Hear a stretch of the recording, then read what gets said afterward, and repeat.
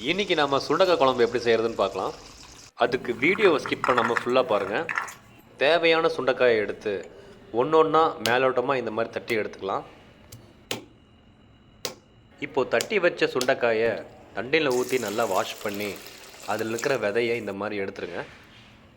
அப்போ தான் கசப்பு தன்மை கொஞ்சம் கம்மியாக இருக்கும். இப்போது அடுப்பை பற்றி கடாயை வச்சு எண்ணெய் ஊற்றிக்கலாம். எண்ணெய் காஞ்சதும் 1 ஸ்பூன் வெந்தயம், 1 ஸ்பூன் கடுகு போட்டுக்கலாம். கடுகு பொரிஞ்சு வந்ததும் கட் பண்ணி வச்ச சின்ன வெங்காயம் 1 கப் சேர்த்திக்கலாம். அது கூடவே கொஞ்சம் கருவேப்பிலை சேர்த்தி நல்லா ஃப்ரை பண்ணிக்கலாம். இப்போ கட் பண்ணி வச்ச 4 பூண்டையும் சேர்த்தி நல்லா ஃப்ரை பண்ணிடலாம். இப்போ தட்டி வச்ச சுண்டைக்காயை இதில் போட்டு நல்லா கிண்டிக்கலாம். இப்போ நறுக்கி வச்ச தக்காளி 1 கப் ஆட் பண்ணி அதையும் நல்லா கிண்டிக்கலாம். இப்போது தேவையான அளவு கல்லுப்பு போட்டு நல்லா மிக்ஸ் பண்ணிக்கலாம்.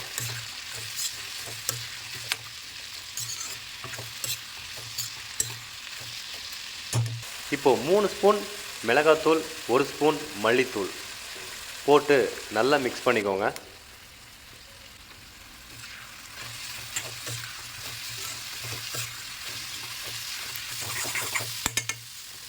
அதில் இப்போது 1 கிளாஸ் தண்ணி ஊற்றி நல்லா கொதிக்க விட்டுக்கலாம். அப்படியே இதில் 1 ஸ்பூன் மஞ்சள் போட்டு நல்லா மிக்ஸ் பண்ணிக்கோங்க.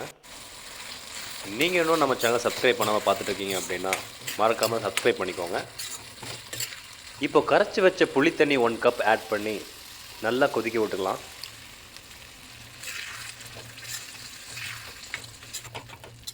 ஃபைனலாக 1 டம்ளர் தண்ணி ஊற்றி நல்லா கொதிக்க விடுங்க. பர்சனலாக இந்த சுண்டக்காய் குழம்பு எனக்கு ரொம்ப பிடிக்கும். உங்களுக்கும் சுண்டக்காய் குழம்பு பிடிக்கும் அப்படின்னா மறக்காமல் கமெண்ட்ஸில் சொல்லுங்கள். இப்போ குழம்பு இந்த கன்சிஸ்டன்சி வந்ததும் ஆஃப் பண்ணிடுங்க. அவ்வளோதான், நமக்கு ருசியான சுண்டக்காய் குழம்பு ரெடி. உங்களுக்கு இந்த வீடியோ பிடிச்சது அப்படின்னா மறக்காமல் லைக் பண்ணுங்கள், உங்கள் ஃப்ரெண்ட்ஸ்க்கும் ஷேர் பண்ணுங்கள்.